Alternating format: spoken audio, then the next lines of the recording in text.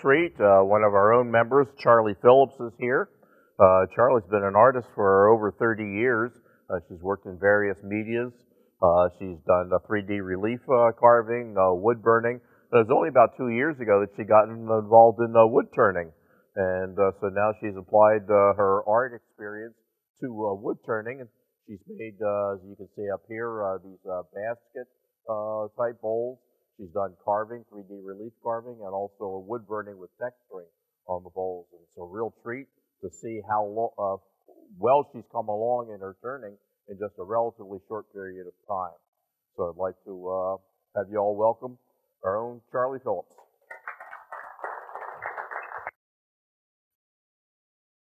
Well, it's already traced on there, ready for me to burn. That was really quick. And before I would burn this on here, I would burn all the lines on, and then once I burned all these vertical lines on here, I would go back and I would sand over any places that looked a little rough, because once I get my indexing on there, I don't want to sand on it now. And if you sand on it before you burn it, you change the shape of the bead, and then your beading tip won't work on it. And so I'll just demo a little bit of the burning. This is a beading tip that I've got, and it works perfectly the shape of these. Yes, it's a 1/8 beading tip. And this is an Optima that I use here. And it goes fairly quickly. You just touch it. That's a little hot. I should have touched it over here first. That should be about right.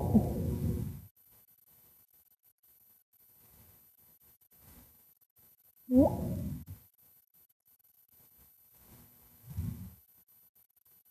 It goes very quickly on here.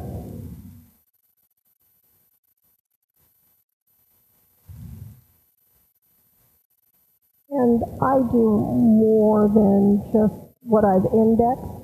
But what I've found, if I put all of those indexing lines on there, every one of them that I want to burn in, I kind of go cross-eyed.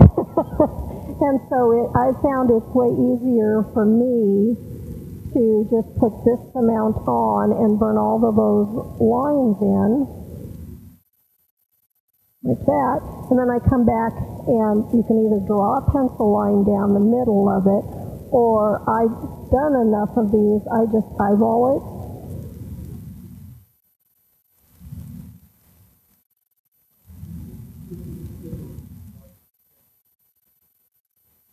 It's indenting just a little bit. You don't want to cut through the whole bead. I think you can, but I think it looks nicer if you don't do that. And then once I get those divided up like that, then I'll come back here and divide it again. And my patterns that I've come up with are all even numbers of 8.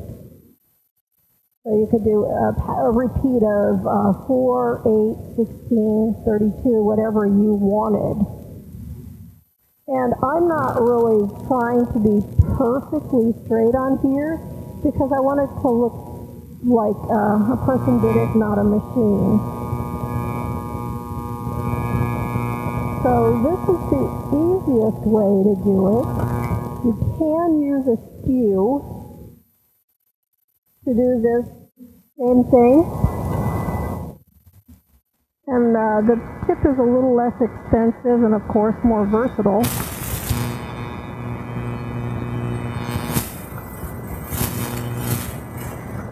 This is an Optima brand tip, and it's a 1/8 beading tip. Now this is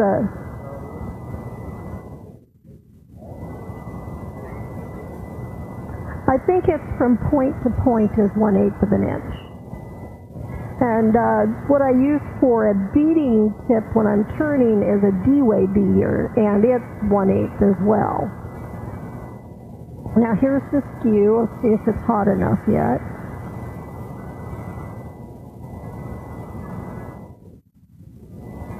This isn't an Optima. I think I don't remember what brand it is because I probably bought it about at least 15 years ago. But it does take a while for it. It's a little thicker, so it takes a while for it to get up to temperature. So what you do here is you stick the point of it in and you rock it up, and it's a little slower to do it. And if you get it too hot or press too hard, you're going to cut right through the bead. And then you can't complete the last bead. You have to flip it over and go the other direction to get it down into the tip of it. This you can do it with, but the beading tip, if you do a lot of it, like that plate the bigger plate that I have over here, if you use the skew, you're going to be there quite a bit longer than you are with the beading tip. And like this plate, to do the bead work, the burning of the lines in, it really doesn't take that long to do something this small. It's probably 10 seconds a line. So when you think about how many lines there are going around there, it really doesn't take that long. So the next one that I'm going to show you, you guys have any questions on that process? This is fairly quick, not too much. I'll go back to all of it's basswood. Every piece is basswood. Since I started out in wood carving, and I know a lot of suppliers of basswood, and I get a lot of this wood for free because of the rough out industry for the wood carvers. A friend of mine, he does a lot of rough outs, and any of the pieces that have knots in it or little discoloration or maybe a little cracked or something, he can't really put it into his machine to make a rough out of, and so he gives me a lot of it. So that's what this is from. Like, this was a knot in a piece of basswood. And I think it'd be fun to burn some dragonflies on there or some flowers or something. And this is basswood, and it stands up really pretty nicely, I think. Okay, now, I don't want that one. I want this one right here. We're going to go on to the herringbone. And like I've seen somebody demonstrate, you need this piece of plastic, or you make a little mold to go over that. And I thought, I would just draw it on. It'd be much quicker than waiting overnight for that to dry and everything. And I already have the indexing line on there. And so what I do is I make a grid. And on this one here, I don't want to use every one of those lines that I drew on. There's a little too many of them. So I'm going to use every other one of them, and draw the line up and over and down to the inside.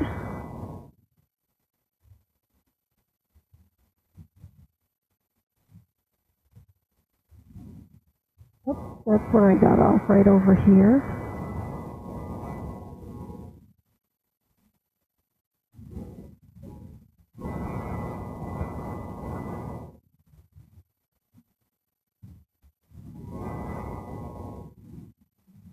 Okay, now I've got those on here. Now I'm going to use my leaded pencil, technical pencil, and I'm just going to stick the lead out there and draw a line on here.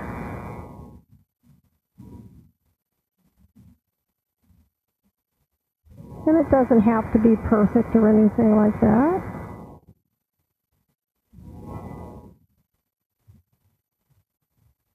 And so now I've got a grid going on this. And then what I'm going to do is I'm going to go from this point right here, right there, Mount Valley, to this corner right here, and draw a diagonal line on every other one of those.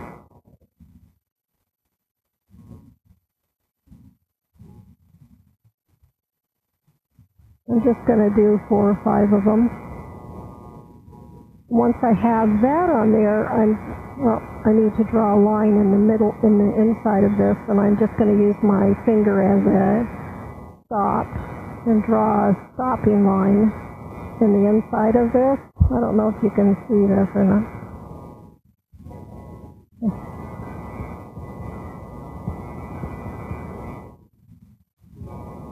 Is that better? Just drawing a line in the middle of it, or in the inside, as for a stopping point.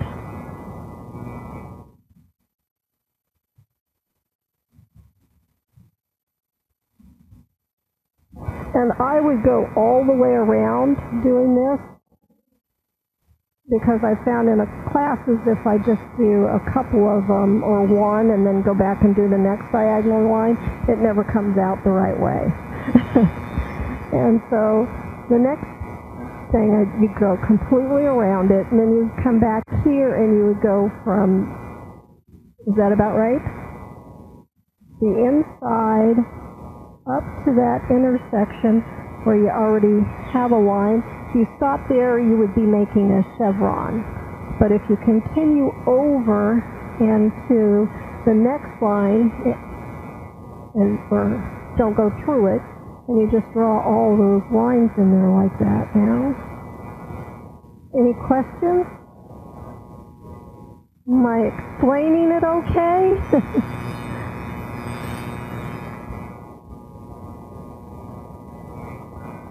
Oh, yes. You don't? Okay.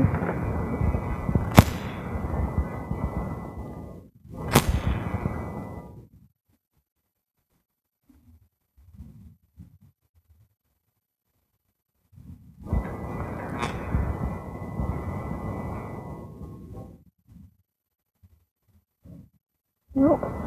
It's in here someplace.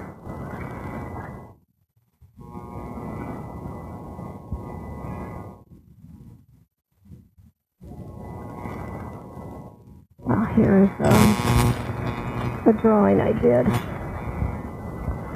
This would be the grid that I put on there at first, right here, the step right here. There's the grid. And then first, on the outside, you draw this diagonal line here. That's the pencil line on the top of the bead, right here. Is right there. And then the diagonal line from here to here is this line here. And that's the inside line from that stopping point that I drew on here. You draw a line up and over. So past this spot here and then stop at the next line. The second diagonal line. If you, this isn't going to write very well. You did this one right here, and if you just stopped right here, you would make a chevron. But if you continue, you make the herringbone.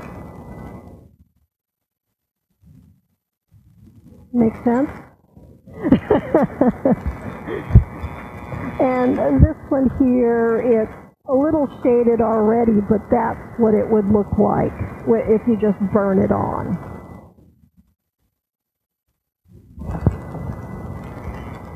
So this is probably really hot right now.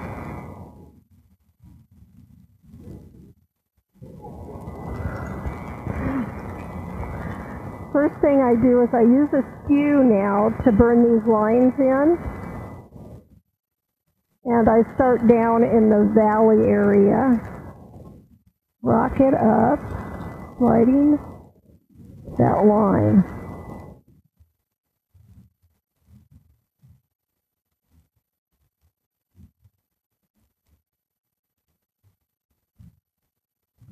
Then I would come back and start right here with the heel of the skew, and up and over. I don't know if you could see that or not. So get the corner, the heel of it in, and angle in there to the toe.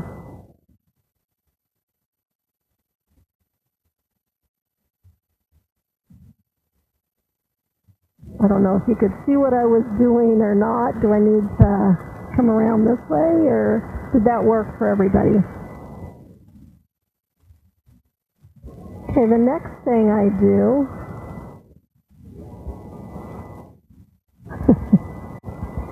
is I use the side of my skew. Oops, back here. Is that good?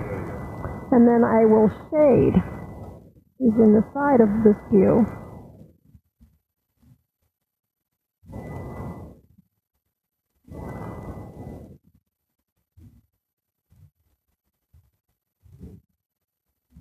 Nope, it's right at a 3 right now.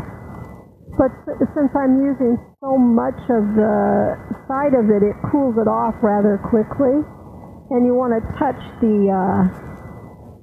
a scrap piece of wood to test on or to cool it off.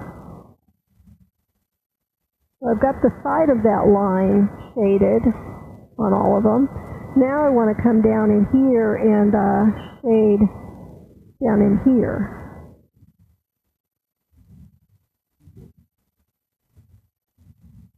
And I am using the very side of of it right now as a shader.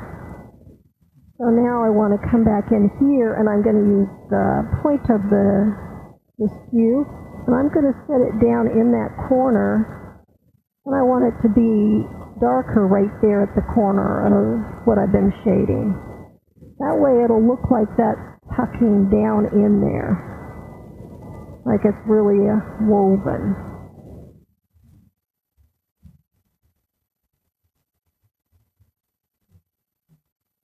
Okay, I think that all looks fairly shaded. Now I'm going to come back here and I'm going to shade on this line right here, going inside, and it's usually the more challenging one to get to, and where to stop at.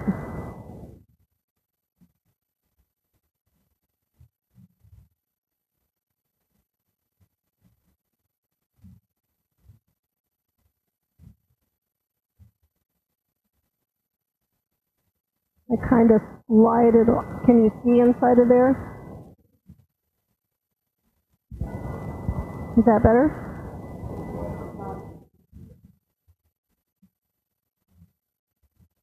I'm sliding it along down there, along the bottom.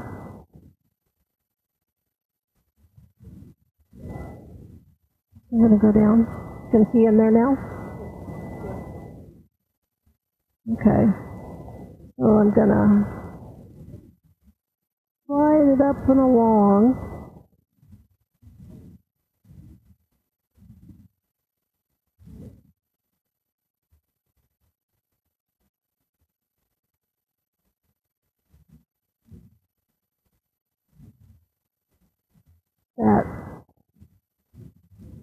There, one more.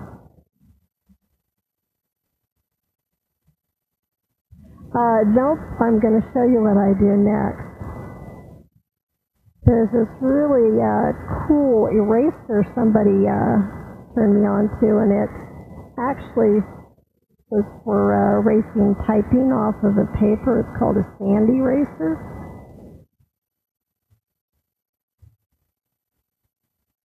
And it'll sand through all of that.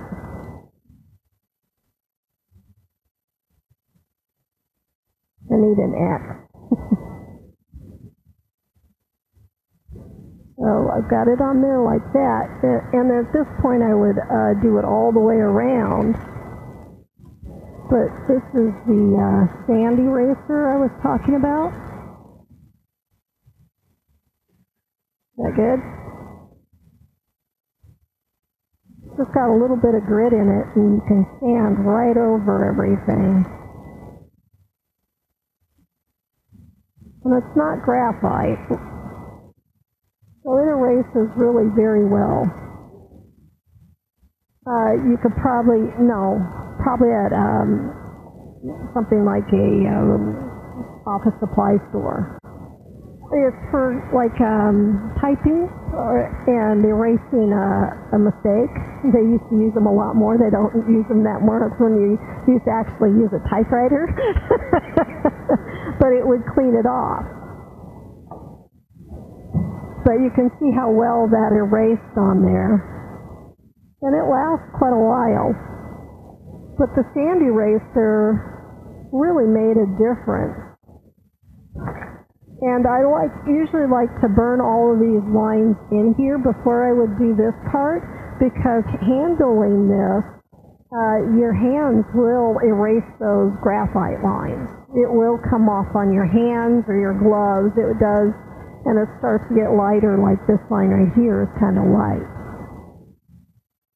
So you risk having all your index lines gone. So, any questions on the herringbone? No? Once you get the pattern on and everything, it really, in a classroom, and I take you through step by step. You do the lines up and over, and then we would all go and do this line and then that one, and then we'd all do the diagonal lines together, one step at a time. And everybody that I've shown how to do it, this is easy. And then we'd go back and we'd burn all of those lines. And you can usually, when you first start on these, there is a difference between your start one and your stop one. And you do have to be right next to each other so they can see that. But what I have people do is I practice on the bottom of it. So any of their mistakes are on the bottom, and this is your focal point. You're going to see this. You're never going to see the herringbone on the bottom. Well, none of these have the herringbone, but you're not going to see them on the bottom unless they look at your signature or something. Okay, so we've gone through the beading on here. So you would get this to that point and up into here. And the next thing you're going to do is you're going to use your skew again. We're going to create these lines right here on there. See these little lines that are on there? And that's done with the skew also. So you could practically do everything on here with this one tool. It's just the beading tool makes it a lot easier to do. A little quicker. Next.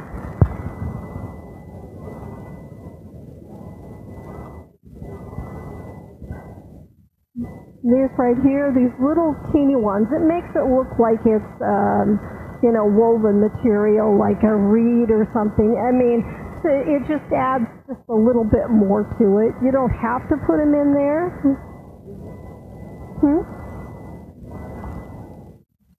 You don't see it from far away, but when you get up close and look at it, I'm going to test, make sure my pen, I did turn it off. I'd be trying to make lines and it wouldn't do anything. I was watching a wood burning thing on YouTube, and she was on a live one, and she was burning away, and it wasn't doing anything. And then she finally checked her burner, and it was off. So, but it should be. Yeah, there it goes. A few little lines going up, and I do them kind of random, and I want it to go in the same direction as the skewed lines or angled lines we put on there. Do some from the bottom and some from the top. A very random. Yes, definitely. You don't want them all the same.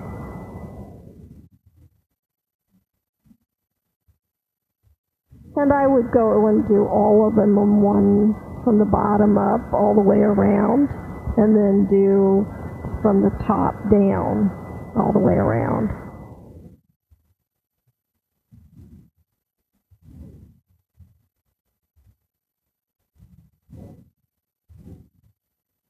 And it just makes it look more like basket material. I can't think of anything else I would do on there. I kind of like that one. Other than I would go back and really erase those lines once I did the whole pattern going around. And all of this was burned on. Okay, now we're going to go more into this designs that I've got going here. This is this pattern right here. Let's turn it around. That's this design right here that I do, like on this plate, I would count all of the beads on here going down and try to work my pattern into it as to where it would stop and start. So I'd count all of those 10 lines. I think there's 10 on there. Well, this is just an 8, so I would adjust it for a pattern of 8 to see. I'd probably move it down 1, and then I'd have a space here and here to have that be centered on that piece of wood. So this one, it ends right down here in the bottom. I got lucky. But I thought it was an easy design to do for a class project. And I would just have them draw a pencil line in here like this. And then I have them do a bunch of counting on it. So, and if they do it on a piece of paper first and make the mistakes here, then when they go to do their design here, they figure out what they're doing wrong. Get that out of the way.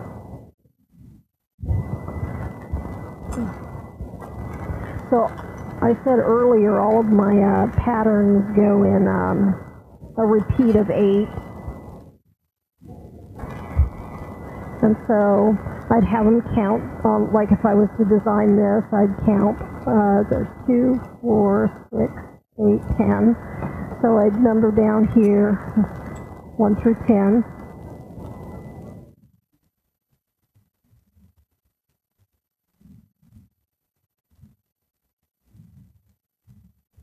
Okay, and then I would go and I'd count off 1 through 8 and restart at 1 again.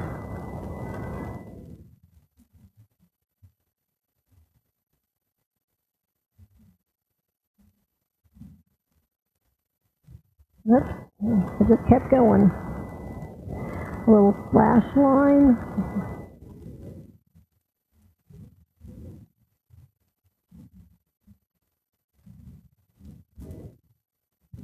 Oops.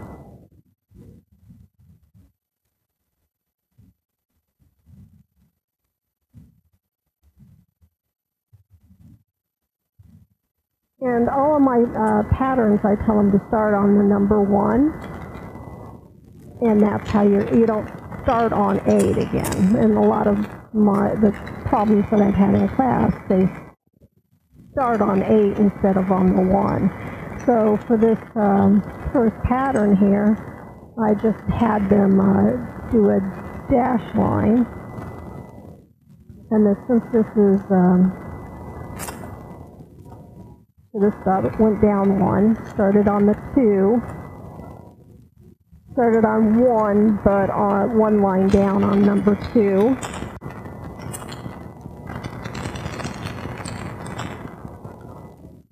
And so I stopped at 9.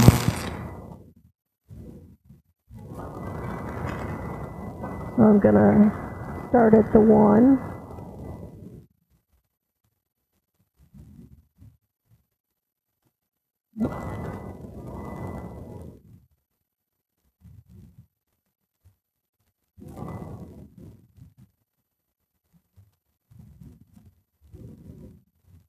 Now I'll start at 1 and go over the opposite direction.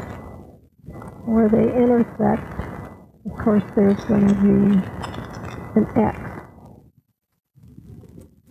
If I'm doing it right.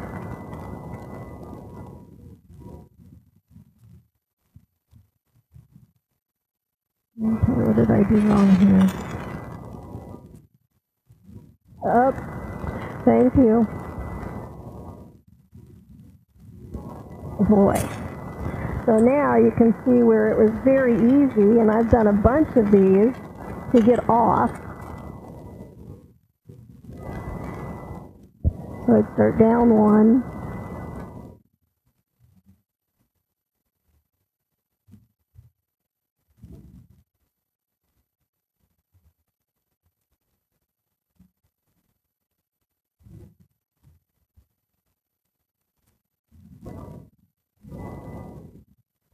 You can see how it kind of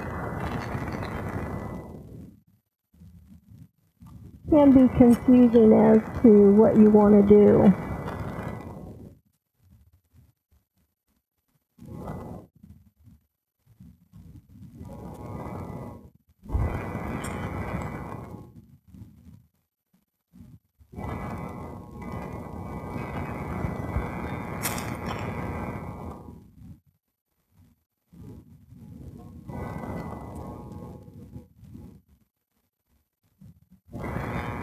So it all works out in the end. But with the eraser, if you were just to go over here and start your pattern on this or this and not work out your mistakes on the paper, it's really hard to erase here, where this was very easy to rework. So, let's see if it's all right. Yeah, it's all checking out.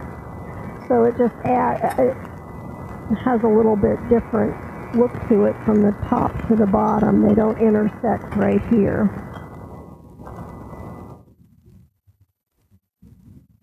But next, what I have them do for this pattern is I'll have them go along here, and for this, we'll count over. You're going to mark down 1, 2 spaces, and then you're going to color in the next one. And by counting it off like that, they really can visually see where they should be for this pattern. And the blue dot in the middle is pretty easy if you do the orange first. So, and then this one here is the same pattern, but it's done in red and orange. And the first line is red, and then the second one that crosses all of them is an orange color. You could put a little flower in the middle if you wanted to, but I kind of liked it a little simpler. And then I've got other patterns here that there's a paper program you can download on your computer, and it's called Graph Paper Maker. And if you were going to do a big hollow form, or if you did a plate that was all the way into the center, you could plot off a pattern. And this one here I did in pens. And here's another design I did with black and blue. It's a lot like this one here, but it's two different colors. But it really helps you to do a graph of whatever you're doing, because if you make a mistake, it's no big deal. Here's another design. And I think this would be fun to do on a platter, a big platter. Any colors you would want to do it in. This one here I did on the graph paper, and I didn't bring that one in, sitting on my TV stand at home, but I was trying to figure out a diamond-shaped pattern to do on one in warm colors. And this is all watercolors here. And it's really easy to apply the watercolors on here. Instead of pens, you could go through a pen on just your graph paper. And they're at $5 a pen, and you fuzzed up the tip on it, where watercolors and a cheap brush, you can just test out your designs really easily. Here's another pattern I did, and that one's on my coffee table. I added more to it, but I did a kind of yellows to orange again. Same colors, but a lot different a design. And I would go back here and I would count down and everything. This one is a little bit different than the first one I was showing you.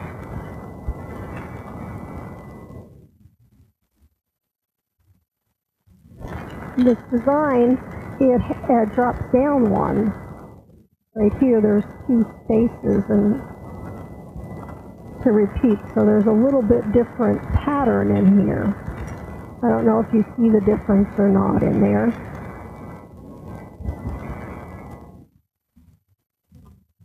And here I was playing around with different designs, trying to decide what I wanted to put on this plate right here. And I just decided most of those were just too busy. More patterns. And this is one of the first things that I did a long time ago. This is for this design right here. My color pattern. This is probably one of the easier designs to do because you just start at any point and you go down one and over for your color. So once you have it established, it's pretty hard to get off. And this one here is 8 colors, and so the repeat is 16 on here. The repeat on this one, I think is like 32 or something. And so that graph paper maker is quite a fun one to download and really get your pattern on this. And this one, I don't know if you can see it, but it's a zigzag. And that's a repeat of 16 on here. And same with this one.